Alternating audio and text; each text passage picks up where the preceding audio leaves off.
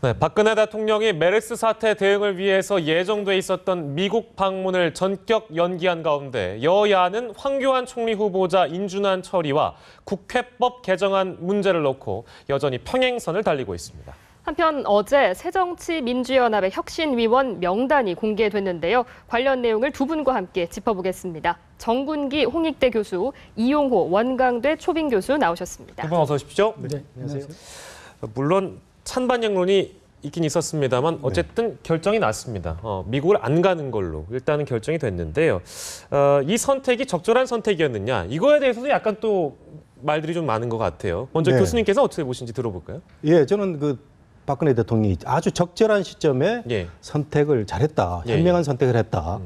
뭐 그 전날만 해도 많은 그 보수 진영이라든가 그 외교를 안보를 걱정하는 사람들은 메르스는 메르스지만 대통령이 오래전에 약속 잡은 것을 해야 된다라고 얘기를 했지만 대통령이 밤새 고민을 하고 저도 그 연합 TV에서 그 전날 나와서 그 한 수요일쯤 상황을 보고 대통령이 결정하는 게 어떻겠냐 그랬는데 대통령이 역시 이 정말 국민의 건강 중요하다고 보고 결정한 것 같은데 역시 그 대통령이 그 여론을 읽는 눈은 여전히 살아있다.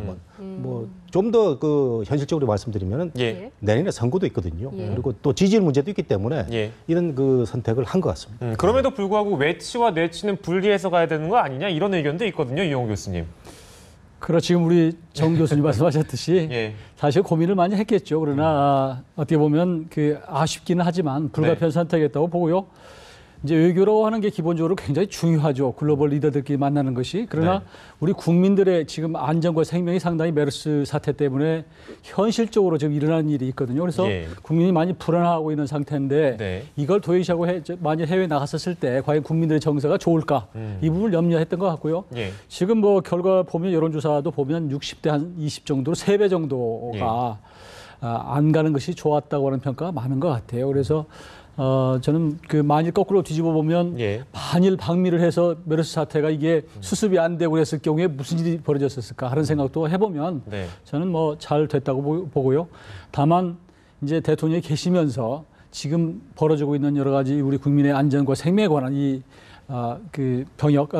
질병에 관한 이런 데에 대해서 정말 확실하게 좀 수습을 했으면 좋겠다는 그런 건의를 드립니다. 알겠습니다. 여론을 반영한 적절한 선택이었다. 이렇게 두 분 모두 지적을 해주셨는데 일각에서는 그 외교적 손실을 우려하면서 7월이나 8월 중에는 좀 일정을 잡아야 되는 거 아니냐 이런 지적도 나오는데 가능할까요? 예, 뭐 저는 가능하다고 보는데요.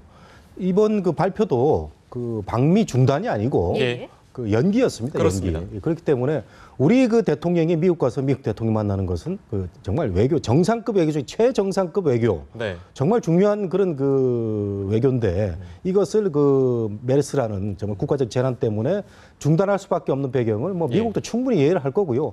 바로 우리 그 유명수 장관이 캐리하고 통화를 했다고 하죠. 그래서 바로 받아들였다고 하는데 요즘 외교 채널은 또 옛날과 달리 여러 가지 그 채널이 많기 때문에. 빠른 시일 내에 저는 그 두 대통령이 만나는 그런 모임이 이루어질 것이다. 뭐 빠르면 한 7월, 뭐 8월까지도 얘기하는 사람들이 있는데, 그 요즘은 뭐 또 여러 가지 그 다자간 회의에서도 많이 만나기도 하고 하기 때문에 그러나 이제 두 사람이 만나는 거 방미 외교가 중요하거든요. 그래서 저는 7월에 충분히 그 가능하다 이런 그 얘기를 많이 듣고 있습니다. 빠르면 7월도 가능할 것이다 이렇게 얘기를 해주셨는데요. 근데요 이게 상식적으로 정상 간의 회담이라는 거를 연기했다가 다시 잡는, 그러니까 일정을 재조율하는 것이 이게 쉬운 문제입니까, 교수님? 쉽지는 않죠. 사실은 지금 오바마 대통령 오직 바쁜 분입니까? 마찬가지로 우리 대통령도 사실은 일정이 거의 많이 짜져 있거든요. 그러니까 이런 차원에서 보면은 뭐 이제 빠를수록 좋기는 하지만 국민들이 보기에 그러나 문제는 지금 벌어지고 있는 사태를 어떻게 잘 수습하느냐가 첫 번째입니다. 그러고 나서 시기가 꼭 빠르다고 해서 좋은 것은 아니고 정말로 이번에 가는 것이 어떻게 보면 구체적인 긴급 현안이 있어서 가는 건 아니거든요. 그러니까 일상적인 이제 그 미국과 우리 한국이 혈맹 관계를 다시 한번 좀 그 대외적으로 보이고 또 지난번 아베 일본 총리가 가서 전후 처음으로 상하오나 합동 그 연설도 하고 그랬죠. 의회에서 이런 것들을 보니까 우리는 사실 중국과 미국 사이에서 좀 약간 애매한 입장을 좀 취한 것도 사실이거든요. 그러니까 차제에 우리도 가서 그걸 좀 과시할 필요가 있다. 더구나 북한 쪽에서는 핵 문제에 관해서 여러 가지 지금 움직임들이 있고 그래서 이런 것은 있지만 그러나 뭐 그 금방 무슨 일이 꼭 해결해야 될 것처럼 이게 달려가는 것, 이런 모양은 좋지는 않고요. 저는 시기 서로 조율해서 하는 것이 나쁘지 않다고 봅니다. 짧게 하나만 그럼 제가 간략하게 여쭤볼게요. 아베는 이미 갔다 왔고 시진핑 주석이 9월에 간다는 거 아니겠어요? 그러면 지금 이제 정 교수님께서는 7월에 말씀해 주셨는데 교수님께서 예상하시기에는 그러면 올해 안에 간다면 어느 정도의 시기가 괜찮겠습니까? 유엔 총회가 이제 9월 보통 대부분 있거든요. 9월 정도에 그때 가서 다자간 외교할 때 또 거기서 따로 별도로 이게 단독 정상회담을 할 수도 있고요.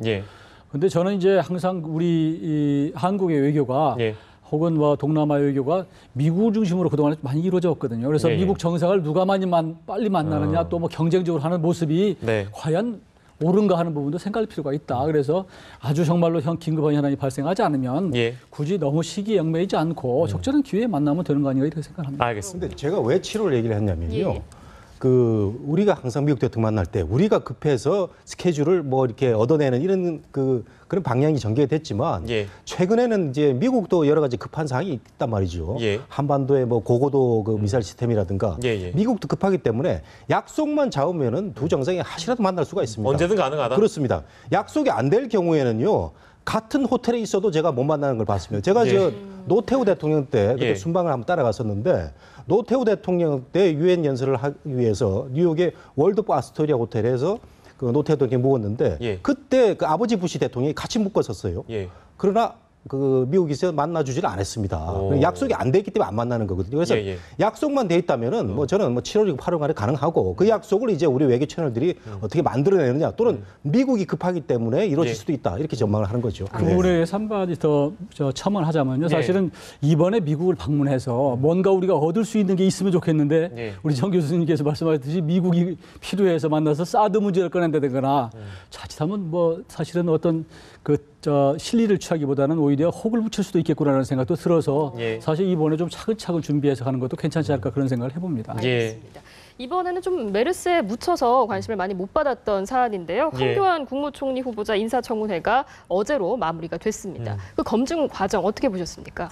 제가 연합뉴스TV 그 매일 지켜보면서 이렇게 재미없는 청문회를 또 처음 보는 것 같기도 하고 그다음에 그 황교안 후보자 입장에서는 매우 뭐 다행스러울 수도 있다는 생각을 많이 했는데 메르스 사태 때문에 묻혀버렸거든요. 그러니까 주목도 못 받는 상태에서 진행이 됐었고 그다음에 야당이 결정적인 어떤 뭐 증거를 확보를 해가지고 한 방을 제대로 공격을 했었어야 되는데 이게 없었단 말이죠. 그렇다 보니까 또 법률가 출신의 후보자가 그거 자칫하면 명예훼손될 수 있다라고 아주 점잖은 말로 공격을 하는 반격을 하는 이런 와중에서 맥 빠진 청문회가 돼버렸는데 야당이 좀 준비를 좀 더 철저히 해가지고 확실하게 좀 물어보든가 아니면 증거가 잘 모아지지 않으면 정책적 질의 같은 걸 해가지고 좀 더 이게 몰아갔어야 되는데 이런 점에서 좀 아쉽고 결과적으로 보면은 뭐 안 나왔단 말이죠. 안 나왔기 때문에 향후 결정을 어떻게 할 것인가 하는 문제가 남아 있는데 저는 안 나왔다면은 대승적 차원에서 뭐 우리 같이 가는 방법도 있다고 보고 그 야당이 항상 그 발목 거는 모습은 또 야당의 앞날에 어떤 영향을 미칠지 이것도 한번 생각해 보게 되는 그런 청문회였습니다. 글쎄 앞으로의 전개 과정이 어떻게 되느냐에도 이제 관심이 쏠리는데요. 여당은 일단 단독으로 가겠다는 입장 아니겠어요? 근데 야당은 여전히 반대를 하고 있고 이렇게 되면 뭐 어떻게 되는 겁니까? 여당 단독으로 처리하는 겁니까? 지금 그 청문회가 13명이거든요. 청문 특위 13명인데 7명이 여당입니다. 그래서 과반수가 되기 때문에 단독으로 충분히 가능하고요. 하려면. 그러나 이제 모양이 이제 좀 구겨지겠죠. 지난번 이완구 전 총리 같은 경우가 그렇게 했고 본회의 역시 넘어가면은 거기서 투표를 하게 되는데 160명이 여당 의원이기 때문에 그것도 충분히 가능합니다. 그런 경우에 이제 야당이 투표에 참석할 수도 있고 아니면 이제 거부하고 나갈 수도 있고 그런데 저는 뭐 만일 여당이 의지만 있으면 지금 14일까지 한다는 입장이기 때문에 얼마든지 가능하다고 봅니다. 근데 단독으로 처리하게 되면 또 전국 경색 아니겠어요? 근데 뭐 그동안에 이제 그런 부분은 뭐 그 한두 번 저래도 사례가 있었기 때문에 야당도 이 문제에 관해서 이렇게 굳이 그 황교안 그 총리 후보자에 대해서 반드시 그래야 되겠다는 입장은 아닌 것 같고 다만 지금 아까 우리 정 교수님 말씀하셨지만 이제 자료를 좀 부실하게 내고 뭐 이런 측면에 좀 못마땅한 측면이 있는 것은 사실이거든요. 국민 정서에 봤을 때 이제 뭐 병역 문제나 이런 건 좀 안 맞는 것은 있지만 그러나 사실은 청문회라고 하는 게 그동안에 보면 그 언론 청문회에서 대부분 낙마하거든요. 사실 본 청문회보다는 그런 차원에서 지난번에 황교안 총리 후보자 같은 경우는 법무장관한테 한번 걸렀던 문제고 거기 재탕 삼탕이 되기 때문에 언론도 신선하지 않았을 것이고 또 메르스 사태가 있었고 또 아무리 듣기 좋은 노래라도 뭐 여러 번 부르면 재미없잖아요. 그러다 보니까 아무래도 주목을 못 받아서 야당도 그렇게까지 뭐 집요하게 반대할까? 기본적으로는 뭐 적절하지 않다는 입장을 내고 적절하게 눈 감고 하는 그런 형태로 갈 수도 있다고 저는 그러니까 봅니다. 부적격 입장만 내놓을 수도 있다 이런 지적을 해주셨고요. 이번에는 또 여야 간의 이야기를 해봐야 할 사안이 하나 더 있는 것 같아서 여쭤보자면 그 정의화 국회의장이 그 국회법 개정안의 정부 이송 시한을 오늘이라고 얘기를 했거든요. 이송하기 전에 여야가 좀 더 만나서 조절할 수 있는 가능성도 있습니까? 예, 그 과정이 그 전개되어 와서 오늘까지 지금 나와 있는데 그 요구한다를 이제 요청한다로 바꾸자는 게 정의화 의장의 그 아닌 것 같은데 여기에 대해서 지금 야당의 입장이 최종적으로 정리되지 않은 걸로 제가 알고 있는데 근데 저는 뭐 이거 야당이 정리를 할 걸로 보이고요. 문제는 이 과정이 좀 우습다는 거죠. 대통령이 국회에서 그 의결한 법안에 대해서 뭐 거부권은 아니지만 강력한 그 어떤 그 항의의 뜻을 표시하는 바람에 여당은 매우 우습게 됐고 야당도 그 사실은 그 어떻게 보면 그 대통령 말은 그 말이 안 된다고 얘기할 수 있는데 여러 가지 상황 때문에 지금 뭐 이거 그 좀 고칠 수도 있다 이런 뜻으로 이제 가는 것 같아요. 그러다 보니까 이게 이를 바라보는 국민들 입장에서는 국회에서 이런 그 법안 과정을 처리하는 문제 이런 게 너무 그 장난 비슷하게 돼버린 게 극단적으로 얘기하면은. 그렇다면 국회의원들 의결 과정을 왜 그 대통령한테 일일이 허가를 받지 그 해가지고 다시 뭐 하게 되는 과정을 거치느냐. 이번에 그 저는 메르스 그 발표할 때 대통령이 그 여당 지도부한테 그 어떤 커뮤니케이션을 안 한 것 같아요. 지도부하고. 이런 측면에서 대통령도 앞으로는 그 법안 그 처리 과정에서 청와대에 정확한 메시지를 전달할 필요가 있고 결국 이러다 보니까 일이 자꾸 반복이 되는 거 아니겠어요? 국회 효율성, 우리 이 교수님 국회 계셨지만 국회 효율성 문제에 대해서 국민들이 지켜보게 된다는 거죠. 그런 점에서는 대통령도 앞으로는 국회 또는 정부 여당에 대한 여러 가지 커뮤니케이션을 원활히 할 필요가 있다. 이런 얘기 좀 드리고 싶습니다. 이걸 지켜보는 국민들이나 시청자들은 이 사회적 갈등이 좀 있었으니까 아무튼 피곤하고 정력 낭비였다 이런 말씀처럼 들리는데요. 제가 듣기에는. 그렇죠. 이게 뭐 거부권이라는 게 말이죠. 입법부하고 행정부가 정말 그 팽팽하게 맞섰을 때 마지막에 그 대통령이 들고 나온 게 이제 거부권 카드인데 이런 게 그 노출이 그 일찍 돼버리는 바람에 국회 여러 가지 의결 과정이 지금 굉장히 우스워지는 그런 현상이 많이 있습니다. 또 국회 선진화법도 있고 뭐 메르스 사태도 마찬가지 아닙니까? 방미를 대통령이 가느냐 마느냐 굉장히 핫 이슈였는데 뭐 하태경 의원이라든가 여당 내에서도 가지 말아야 된다는 의견이 있었는데 여당이 결국은 총의를 모은 거 아니겠어요? 김태우 의원이라든가 이인재 의원 최고위원 통해서 당의 의견은 대통령이 그래도 가는 게 좋겠다는 걸로 모아져서 김무성 대표가 전달하겠다고 그랬거든요. 그거 30분도 안 돼가지고 대통령이 안 간다고 그랬습니다. 이런 거 생각하면은 그 국회하고 청와대의 어떤 원활한 커뮤니케이션이 국민들을 위해서도 필요하다. 저는 이렇게 말씀드립니다. 아무튼 근데 현실적으로는 그 정의화 국회의장이 중재안 절충안을 냈기 때문에 그냥 여야가 이거를 중재안을 그러니까 원래 원한 대로 그 정부에 이송하는 것보다는 중재안을 만들어줬으니까 이거를 정부로 보내는 게 더 낫지 않겠습니까? 당연히 그럴 수 있는데 지금 정 교수께서 사실 중요한 말씀을 하셨는데요. 이게 지금 국회와 청와대 또 국회 내에서 법안을 의결을 다 끝난 걸 갖고 또 손질하고 이 모양이 아주 정말 이상해졌어요. 그러니까 원래 이제 여야가 처음에 할 때는 공무원연금개혁과 이제 기업 팔기 위해서 했는데 그때만 해도 사실상 강제성이 있는 겁니다. 강제성이 없는 법안을 갖다 기업 팔았다 그러면 사기죠. 그러니까 당연히 있는 건데 청와대에서 헌법 이제 상법 분립 위반이다. 이러니까 이제 거부권 행사할 것 같으니까 지금 국회에서 놀래가지고 사실은 여권 지도부가 당황스러웠단 말이에요. 그러니까 그러면서 지금 말도 안 하고 서로 소통도 안 하는 입장 아니에요? 그러니까 지금 사실은 유승민 원내대표나 김무성 대표로 봐서는 굉장히 곤혹스러운 처지란 말이에요. 어색해졌죠. 뭐. 그러니까 그분들이 야당 대표한테 가서 야 우리 좀 봐달라 이런 입장이란 말이에요. 그러니까 그걸 보다 못한 정의화 의장이 안 되겠다. 원래는 본인이 통과되면 손대면 안 됩니다 법안을. 원래는 오자가 있거나 탈자가 있거나 이런 정도만 손을 보는 것이지 이 강제성이 있는 부분을 완화해가지고 요구한다는 내용을 요청한다. 또 처리한다는 내용을 검토하여 처리한다. 이런 전례가 없을 거예요. 이 국회가 모양이 좀 우스워졌고 또 청와대가 그러면 청와대가 처음에서 이게 발단이 어떻게 된 겁니까? 거부권 행사한다고 그럴 때 이 조항 자체가 강제성이 있느냐라고 물었잖아요. 강제성 여부를 밝히라. 그래서 그러면 여야가 이렇게 국회 전체 모여서 사실 대통령 체면 살려주기 위해서 이게 강제성이 없는 쪽으로 지금 사실 모양을 만들어내고 있는 거란 말이에요. 그러면 청와대도 얘기할 거 아니에요. 그런 정도면 우리가 좋겠다고 적어도 소통을 해서 모양새를 갖춰줘야지. 아무 얘기도 않고 있으니까 국회로 봐서는 야당으로 봐서는 이게 우리가 알아서 이렇게까지 해줘야 되느냐라고 사실은 분개하는 거거든요. 그래서 참 답답한 것이 저는 청와대가 지금 대통령이 이제 임기가 2년을 절반을 막 넘어서는 곧 이달 말이면 넘어서는 거거든요. 그러니까 지금 실제로 일할 수 있는 정말 힘있게 일할 수 있는 시기는 올해 연말까지입니다. 내년 총선 지나고 나면 내리막이고요. 실제로 국회의원들의 생각은 내년 총선밖에 없어요. 그러면 지금부터 정기국회인데 이 사이에 여당과 청와대 이게 갈라서 가지고 그럼 누가 손해입니까? 사실 청와대 정부가 손해예요. 대통령이 하고 싶은 걸 국회에서 뒷받침해주고 여당이 뒷받침해줘야지 서로 소 닭 보듯이 하고 이렇게 지금 불통 정도가 아니라요. 제가 보니까 청개구리예요, 청개구리. 이렇게 하면 무슨 일이 되겠습니까? 저는 정말로 국민들이 보기에 민망하고 그래서 빨리 청와대와 이 집권 여당이 좀 만나고 하는 모습. 그래서 메르스든 하여튼 뭐든지 소통하는 모습을 봐야지 좀 안심성이 되겠다. 그래서 좀 정말로 진정으로 제가 드리는 말씀입니다. 여당과 청와대의 관계를 짚어주셨는데 이번에는 좀 야당 이야기로 넘어가 보도록 하겠습니다. 새정치연합이 혁신위원 명단을 발표를 했는데 이게 좀 한쪽으로 쏠려 있다 이런 지적이 나오고 있습니다. 어떻게 보시나요?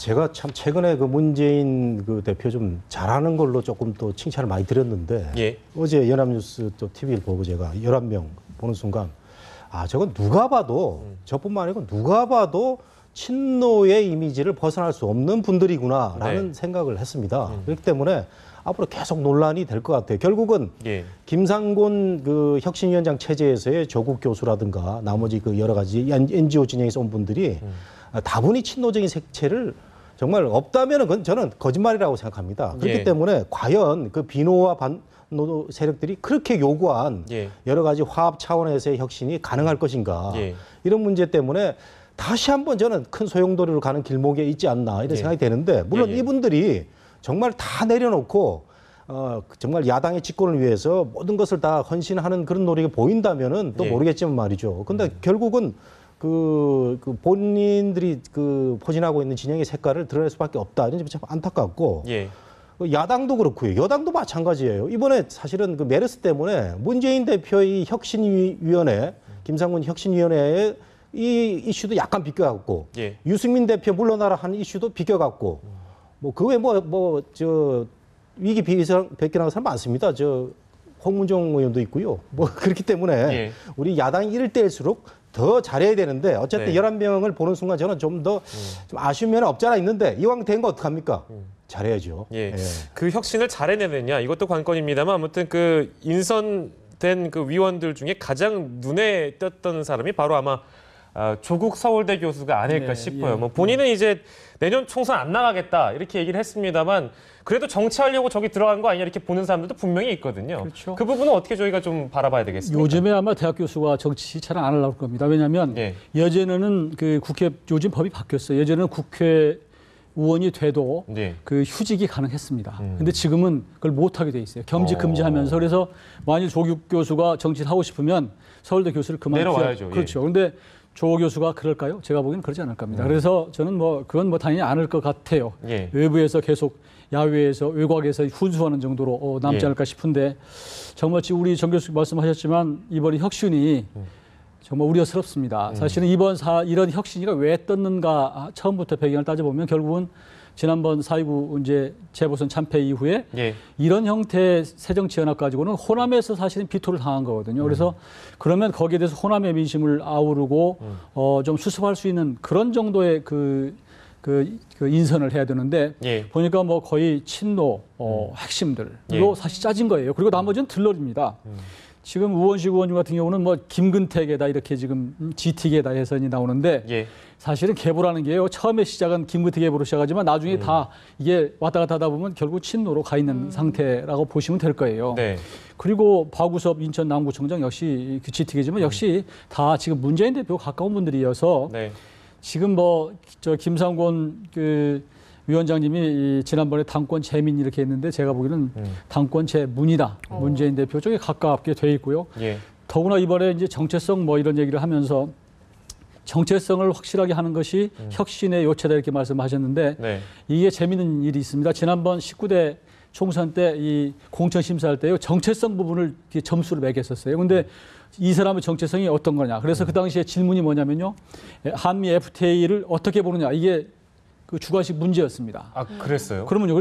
근데 주관식 문제는 채점은 채점자 마음대로거든요. 그러니까 그 채점자의 의도대로 쓰느라고 전부 거기에 맞춰서 심지어 그 당시 한명수 대표였는데 그 당시에는 한미 FTA를 재협상하거나 없애야 된다 이런 얘기를 했었거든요. 그러니까 대부분 내가 보기에는 공천 바꾸자는 사람들이 그렇게 썼단 말이에요. 그런데 이번에도 또 정체성 얘기를 꺼내는 거 보니까 네. 내년 총선 때 역시 지난번 19대와 비슷한 유사한 일이 벌어지겠구나라는 생각이 들어서 네. 저는 지금 두 가지입니다. 지금 조금 전에 말씀드렸지만 친노 핵심으로 가는 그래서 지금 주는 메시지는 혁신위가 앞으로 총선과 대선을 역시 친노 중심으로 치르겠다는 것을 보이는 것이고 앞으로 우리하고 같이 갈 사람 가고 아니면 나갈 팀은 나가라.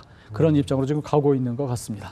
두 분 모두 좀 친노 쪽에 많이 쏠려 있다 이런 지적을 해주셨는데 일단 뭐 이름대로 과연 혁신위가 될 수 있을지는 지켜봐야 할 것 같고요. 시간 관계상 한 말씀 더 드리면요. 예, 짧게 부탁드리겠습니다. 예.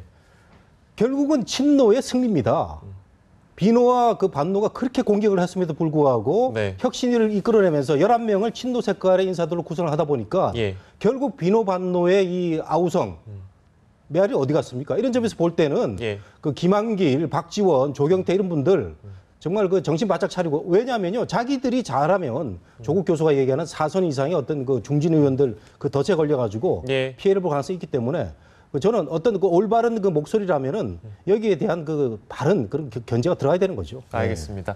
두 분 말씀 여기까지 듣죠. 정군기 홍익대 교수, 이용호 원광대 초빙 교수였습니다. 두 분 고맙습니다. 네.